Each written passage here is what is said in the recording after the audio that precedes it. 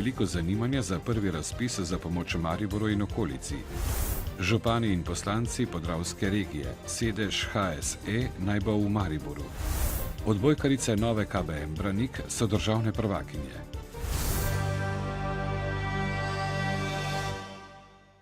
Lepo pozdravljeni.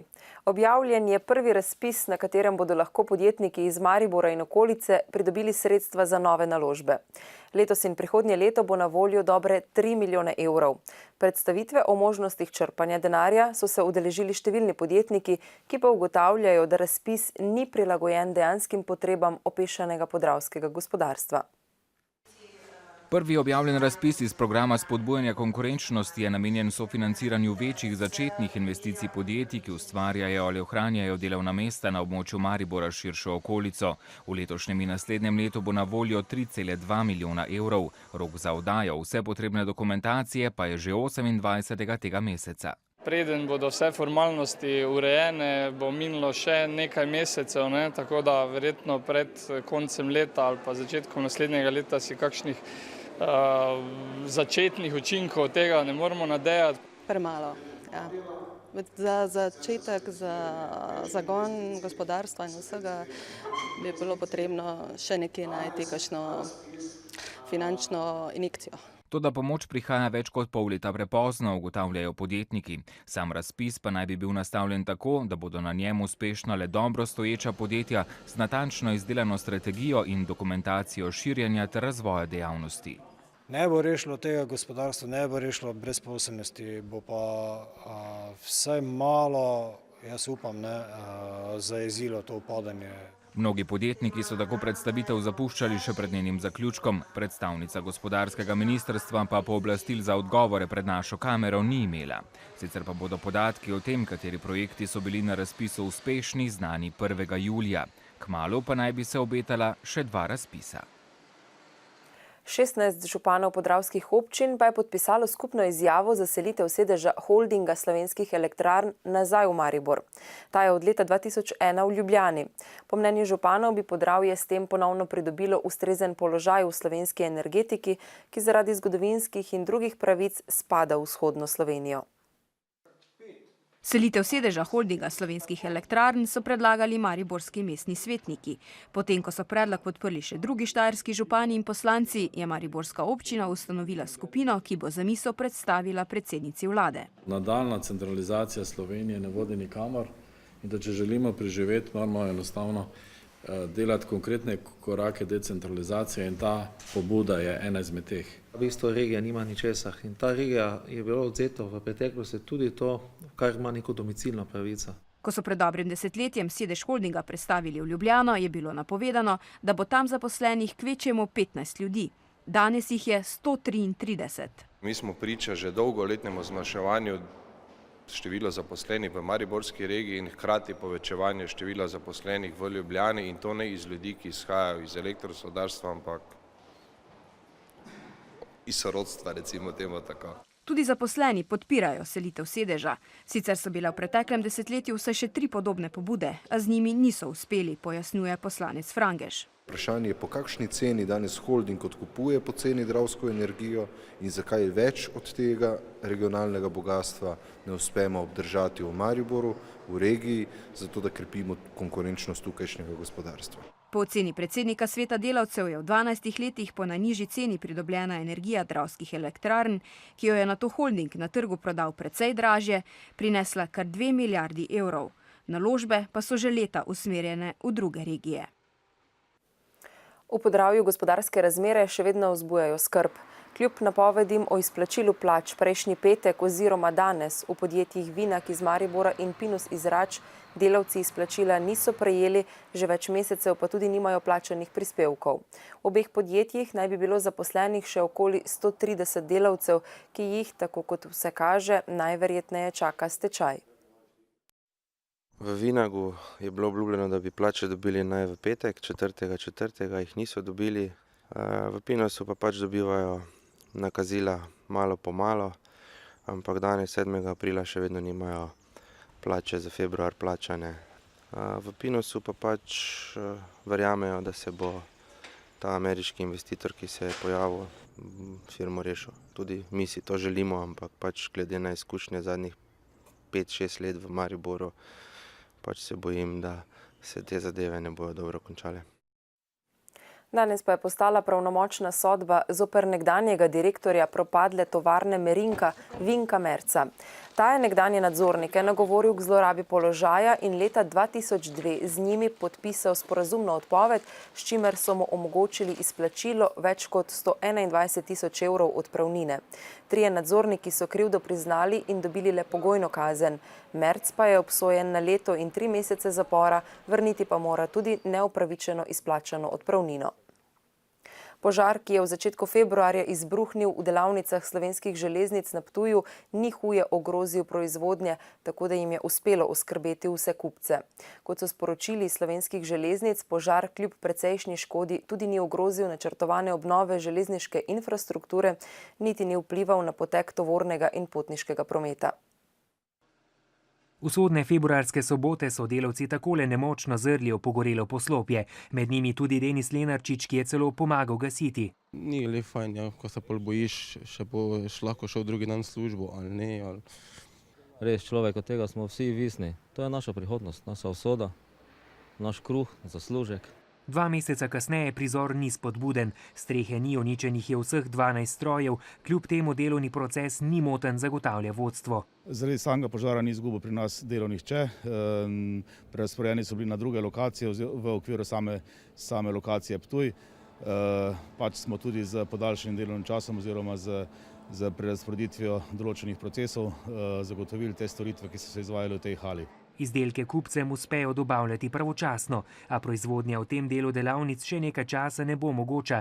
Trenutno pridobivajo dokumentacijo. Ocenjujemo, da bi nekje v pozno jeseni kompletno sanirali in prostor in pa tudi obnovili oziroma dopolnili stroje, ki jih potrebujemo za ta proces. Zakaj je zagorelo, še vedno ni jasno, kriminalistična preiskava še poteka, škode pa je vsaj za 5 milijonov evrov. Na Mednarodni študentski športni zvezi nočejo izdati, koliko znaša odškodnina za odpovedano univerzijado, ki bi jo moral Maribor gostiti lani. Poudarjajo, enako kot na mariborski občini, da tako določa sodni sporazum, ki sta ga občina in FISUS sklenila na Mednarodnem športnem razsodišču v Lozani konec lanskega leta in v katerem je višina odškodnine tudi določena. Tako javnost še vedno ugiba, koliko od prvotnega zneska, govorilo se je celo o več milijonih evrov, je Maribor dejansko plačal. Ni pa še znano, ali je razkritje zneska zahtevala informacijska pooblaščenka. Če ga bo, je župan Fištravec že napovedal, da se bodo nad tem pritožili. Programski svet RTV Slovenija je danes izbral novo generalno direktorico. To je postala sedanja informacijska pooblaščenka Nataša Pirc-Musar, ki je dobila 15 glasov podpore, 13 jih je dobila Ljerka Bizilj, s katero sta se uvrstili v 3. krog glasovanja. Pirc-Musarjeva bo vodenje zavoda prevzela 26. maja, ko se izteče mandat sedanjemu generalnemu direktorju Marku Filiju. O drugem aktualnem dogajanju v Sloveniji pa v kratkem pregledu. Koalicijski partnerji so strnili vrste in se včeraj na sestanku dogovorili o ukrepih, s katerimi namerava vlada nadomestiti 200-milijonski proračunski primanjkljaj. Ta bo v državni blagajni nastal zaradi zavrnitve zakona o davku na nepremičnine. Po navedbah premierke Alenke Bratušek bodo povečali učinkovitost izterjave javnih dajatev, med 40 in 50 milijonov evrov bodo poiskali s prihranki v širšem javnem sektorju, povišali bodo tudi trošarine. Predsednica vlade bo v kratkem v parlamentu preverila, ali večina poslancev še podpira vlado, preverila pa bo tudi podporo v svoji stranki Pozitivni Sloveniji. Na Madžarskem so včeraj potekale parlamentarne volitve. Vlado naših sosedov bo tudi naslednje 4 leta vodil premier Viktor Orban. Za slovensko manjšino na Madžarskem pa je pomembno, da bo v novem sklicu parlamenta v Budimpešti odslej imela svojo zagovornico, profesorico iz Monoštra Eriko Köleš-Kiš. Slovenska manjšina na Madžarskem nima pravice do svojega poslanca v parlamentu, lahko pa ima po novi zakonodaji svojo zagovornico. Köleš-Kiševa je napovedala, da si bo kot zagovornica prizadevala za boljši gospodarski razvoj Porabja, pri čemer vidi velike možnosti na področju turizma. V Ljubljani je danes zasedal nacionalni otroški parlament, ki ga vsako leto organizira Zveza prijateljev mladine Slovenije. Mladi iz vse Slovenije so na letošnjem parlamentu razpravljali o razmerah v družbi. Nagovorila jih je tudi predsednica vlade Alenka Bratušek, ki so ji mladi parlamentarci postavljali zanimiva vprašanja o davkih, plačilni nedisciplini in neodvisnosti poslancev. Mlade je nagovoril tudi predsednik republike Borut Pahor, ki meni, da je v njih zmagovalna miselnost, ki nas bo popeljala naprej. V petek okoli 18. ure se je v kraju Spodnja Brežnica pri Poljčanah zgodila prometna nesreča, v kateri je življenje izgubil 19-letni motorist iz Poljčan. Ta je z motornim kolesom v naselju na nepreglednem delu ceste prehiteval več vozil, medtem pa je eno od njih začelo zavijati v levo. Motorist je zapeljal s ceste na travnik, nato pa trčil v brežino potoka. Zaradi hudih poškodb je na kraju nesreče umrl. Danes je Svetovni dan zdravja. V zdravstvenem domu dr. Adolfa Drolca v Mariboru so zato ljudem omogočili brezplačne meritve dejavnikov tveganja. V soboto pa so organizirali tudi cenejše cepljenje proti klopnemu meningoencefalitisu, saj je letošnji Svetovni dan zdravja posvečen predvsem boleznim, ki jih prenašajo členonožci, kot so klopi, komarji, bolhe in uši. Danes so si lahko obiskovalci zdravstvenega doma brezplačno izmerili krvni tlak, tudi vrednosti holesterola in sladkorja v krvi. Sem pa tak težki sladkorni bolnik, ne, živim 45 let, ampak me zanima holesterol, ne. Kaj vas zanima? Za sladkor. Imate težave s tem? Ne, zdaj še nisem imela, ampak mož malo me skrbi, ne. Za 1 evro so preventivno merili tudi pretok venske krvi v nogah. Mislim, da so rezultati sorazmerno kar dobri, sploh venski pretoki so dobri, malo sicer povišan sladkor, ker rada papam sladko, ne. To se vidi, drugače pa je vse okej. Okoli 430 ljudi, kar je skoraj polovico več kot pretekla leta, pa se je že v soboto cepilo tudi proti klopnemu meningoencefalitisu. Za prvi odmerek cepiva so namesto 31 odšteli le 21 evrov. Za učinkovito zaščito so sicer potrebni 3 odmerki. Dobimo klopa tudi v parku, na Lentu, ne samo v gozdu. Torej tudi mesto je že tisto, kjer se klop nahaja in kjer lahko prenaša bolezni. Jaz sem hodila dosti po gozdu, kaj take se mi ni zgodilo, ampak me zdaj strah. Ne moreš, da bi plačal, ne, če pa je mala penzija, ne. Ja. Drugače pa me skrbi, ker sem imela že 3krat meningitis. V Sloveniji sta najpogostejša klopni meningoencefalitis in limska borelioza. Lani je pri nas zaradi teh bolezni zbolelo več kot 7200 ljudi. Na Mariborski fakulteti za računalništvo in informatiko se je v soboto zbralo več kot 100 mladih tekmovalcev, ki so dokazovali svoje poznavanje inovativnih tehnologij in orodij. Tekmovali so v 8 kategorijah, najuspešnejši pa so si lahko priborili vstopnico za mednarodno računalniško olimpijado. Naloga za 4 tekmovalce v robotiki. Zgraditi morate model robotskega sesalnika za prah. Naj bi pač poiskal steno, se obrnil, pelil ob njej, pa ko bi na steni zaznal neko črno črto, bi se mogel tam parkirati. Današnjega izdelka se bodo razveselile mame. Mladi sestavljavci robotov pa si želijo drugačnega pomočnika. Kaj, ki bi sobo pospravil.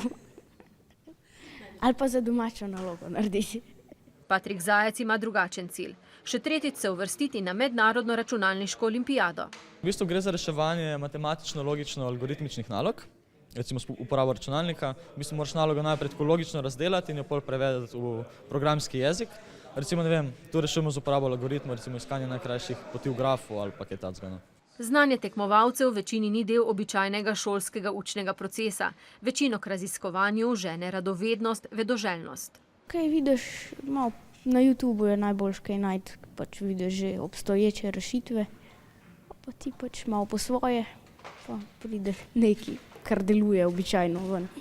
Tehnologija je ena takih stvari, če mi dirigiramo si prihodnost tehnologijo, potem si lahko delamo lepšo prihodnost. Medtem ko pa obratno, kadar smo pa prisiljeni, da nam drugi diktirajo, takrat pa v bistvu nas lahko tudi zamori. V svetu je strokovnjakov z področja inovativnih tehnologij premalo. Službe zato tudi današnjim uspešnim tekmovalcem ne bo težko najti, morda tudi pri Googlu ali Microsoftu, kjer so se Slovenci z znanjem že dokazali. Z naslednjim prispevkom pa se selimo v Mariborsko sinagogo, kjer so na ogled dela v Zagrebu živečega akademskega slikarja Tonija Franovića. Cikel slik, ki bo v Mariboru na ogled do 30. maja, nosi naslov Tikkun Olam, popravljanje sveta. Akademski slikar Toni Franović v novem slikarskem ciklu oživlja spomine iz otroštva vezane na Prekmurje in Maribor, kjer so živeli njegovi judovski predniki, preden jih je usoda raznesla na 3 različne konce sveta. Tistega sveta več ni. Kaj so ostali kot ta sinagoga slučajno, takvi koščki. In jaz sem poskusil te koščke oživeti, koliko se može, kroz moje katalizatore, s kojima me je narava obdarila. Popravljanje sveta je torej slikarska težnja po sestavljanju in harmonizaciji lastne usode. Z motivi iz narave, ki jih slikar z močnimi barvnimi nanosi pretvarja v duhovne, tudi simbolne, intimne pokrajine. Z barvami govori in protestira in poskuša menjati svet. Takrat sem trdil, da je to naslednik Chagalla po kompoziciji barv. Akademski slikar Toni Franović je v Sloveniji razstavljal 2-krat v Mariboru, ki se ga spominja kot 10-letni deček, pa je to prva razstava. Trenutno končuje doktorski študij na Akademiji likovnih umetnosti v Zagrebu. Njegova dela pa so v javnih in privatnih zbirkah evropskih, ameriških in izraelskih muzejev. Še šport. Državno prvenstvo v ženski odbojki je končano. Državne prvakinje so postale odbojkarice mariborskega Branika po zmagi proti kamniškemu Kalcitu. Morda nekoliko presenetljivo, saj so Kamničanke predtem Mariborčanke ugnale v finalu pokalnega tekmovanja in tudi v finalu Srednjeevropske lige. Odbojkarice Kalcita so se tako v državnem prvenstvu morale zadovoljiti z 2. mestom, 3. mesto pa so si po 2 zmagah nad Braslovčami priigrale igralke Formisa. Glede na videno v večjem delu sezone so bile Kamničanke v finalu državnega prvenstva tiste, ki so imele več možnosti za osvojitev 1. mesta. Vendar so igralke nove KBM Branika uspele zaigrati tako, kot so v drugem delu lanske sezone. Izvrstno igro v polju sta v napadu nadgrajevali Mlakarjeva in Starčevičeva. Svoj delež k 13. naslovu prvakin so dodale tudi ostale Branikove odbojkarice. Vse skupaj so zaslužne, da je finale trajalo le 3 tekme. Na koncu sezone vseeno državno prvenstvo tisto, ki šteje največ, to je tista pika i, po čem se spomniš cele sezone za nazaj. Tada v bistvu, ko smo to osvojili, lahko rečemo, da smo tudi nekako od zadaj pozabili oziroma potlačili tista 2 poraza iz prejšnjih lovorik tej sezoni in se maksimalno veselimo zmage. Običajno zmaga tista ekipa, ki uspe v ključnih trenutkih izkoristiti ponujeno priložnost. V 3. finalni tekmi so se takšni dogodki odvijali v drugi tretjini srečanja. Tale drugi niz je bil zelo pomemben, ko smo ga že imeli, bom rekel, narejenega skoraj 24-22, imeli 2 žogi v zraku, ko bi lahko končali, potem je Kalcit prišel do vse žoge. Nekako smo, mislim, da tam, ko smo preobrnili, da je tisto bilo mogoče ključ današnje tekme. Ko se set tako na koncu obrne v prid ene ekipe, ponovadi to ekipo dvigne in tako je v tem primeru nas, zato smo potem se dvignile in zmagali. V prvem delu sezone je izgledalo, da bodo Mariborčanke prišle do vseh 3 lovorik, saj so bile Kamničanke na papirju slabše kot pol leta poprej. A je uspel trener Ribič iz njih iztisniti veliko. Če pa gledamo celo sezono, smo pa osvojile ogromno. Imamo 2 lovorike, kar si na začetku sezone nihče ne bi mislil. Tale zadnja dodana malo takšnega grenkega priokusa, ampak vsaka čast jim za prikazano igro v finalu. Tako da borile so se, tudi mi smo na zadnji tekmi pokazali močan odpor. Odločile so malenkosti, one so zdržale. Podobno bi lahko dejali za ekipo Formisa, ki je osvojila 3. mesto. Do njega je prišla po 2 izredno izenačenih tekmah z Braslovčami. Več o tem pa v jutrišnjem dnevniku. Slovenske nogometaše pa do konca državnega prvenstva čaka še 11 tekem. Nekoliko so si oddahnili v Zavrču, saj so po 4 zaporednih porazih proti Rudarju dosegli pomembno točko, s katero ostajajo na 5. mestu. V završkem klubu se pripravljajo na širitev stadiona, finančne razmere so urejene, rezultati v tem letu pa veliko slabši kot v prejšnjem delu sezone. Po 4 porazih so proti spomladi še neporaženemu Rudarju vendarle osvojili prvo točko. Štart je bil izredno slab in danes smo si hteli smo vse 3 točke, ampak žal tudi moramo biti na koncu s to točko zelo zadovoljni, ker imamo zelo težki razpored. Gostitelji v belih dresih so pokazali veliko vneme in bojevitosti. V prvem polčasu so prišli do prednosti. Tekla je 33. minuta, ko je Matija Smrekar prispeval svoj prvi gol za Zavrč. Mate Eterović, še en izmed številnih Hrvatov, ki so bili danes na igrišču, jih je za velenjsko ekipo samo letos dosegel že 13. V Zavrču je pred odmorom izenačil na 1:1, kar je bil tudi končni rezultat. Torej, težko gostovanje, kljub temu, da so oni do zdaj 5krat izgubili, zapored oziroma 4krat. Eno tekmo so mogli sigurno se spet dvigati, tako da sigurno to ni neuspeh. No. V gosteh točka, doma zmaga, mislim, da je kar lepa potnica. Velenjčanom je lahko žal, ker so že v prvem polčasu zapravili 2 odlični priložnosti. V glavni vlogi je bil vratar Fink, ki je takole preprečil zadetek Firerju. Tik pred koncem tekme je za goste iz prostega strela zapretil še Jahić. Predtem je bilo nekajkrat vroče na drugi strani. Zadnje in morda najlepše završke priložnosti ni izkoristil Smrekar. Za konec še novice iz tujine. V Ruandi se te dni spominjajo žalostne obletnice. Pred natanko 20 leti se je v tej afriški državi začel genocid, v katerem je bilo samo v 100 dneh ubitih več kot 800.000 ljudi. Šele letos februarja pa se je na sodišču v Franciji začelo prvo sojenje domnevno vpletenim v genocid. Ukrajina je zavrnila zadnje podražitve ruskega plina in Rusiji zagrozila z arbitražo. Po besedah začasnega premijeja so podražitve oblika ekonomske agresije, s katero želi Rusija kaznovati nove ukrajinske voditelje za nedavno odstavitev proruskih oblasti v Kijevu. V Ukrajini je še vedno izjemno napeto. Po neuradnih podatkih je bil včeraj na Krimskem polotoku ubit ukrajinski vojak. V Donetsku na vzhodu Ukrajine pa je kakih 2000 ljudi zahtevalo referendum o odcepitvi Doneškega bazena od Ukrajine. Papež Frančišek se je odločil, da bo Vatikanska banka, ki jo že nekaj časa pretresajo škandali, nadaljevala z delom. Banko, znano pod uradnim imenom Inštituta za verska dela, zadnja desetletja pretresa niz škandalov. Med drugim je tarča očitkov, da je pralnica denarja ter da njeno delo ni dovolj pregledno. Avstralska ladja, ki v Južnem Indijskem oceanu išče ostanke pred skoraj mesecem dni izginulega malezijskega letala, je zvočni signal, kakršne oddajajo črne skrinjice letal, zaznavala kar 2 uri in 20 minut. Nekoliko kasneje je 13 minut zaznavala tudi signal, ki bi lahko pripadal drugi črni skrinjici pogrešanega letala. Šlo naj bi za doslej najbolj obetavno sled za pogrešanim letalom. Domnevni signal črne skrinjice je prva zaznala kitajska ladja, prvič v petek, drugič v soboto, vendar največ za 90 sekund. V Indiji so se začele največje volitve v zgodovini človeštva, na katerih ima v času nizke gospodarske rasti, ogorčenja zaradi korupcije in nevarnosti verskih nemirov največ možnosti za zmago hindujska nacionalistična opozicija. Začela se je prva od 9 faz volitev, na katerih bo okoli 815 milijonov volilnih upravičencev do 12. maja izbiralo nov parlament in premijeja. Še vremenska napoved. Jutri bo delno jasno s precej koprenaste oblačnosti, ponekod bo pihal jugozahodni veter. Proti večeru bodo na severu že padavine, deloma nevihte, ki se bodo ponoči razširile nad vso Slovenijo. Do srede zjutraj bo dež ponehal, čez dan pa se bodo še pojavljale krajevne plohe. Hladneje bo, ponekod bo pihal tudi severni veter. V četrtek bo delno jasno, popoldne pa lahko nastane še kakšna ploha. Toliko v današnjem dnevniku, hvala za pozornost in imejte lep večer. Nasvidenja.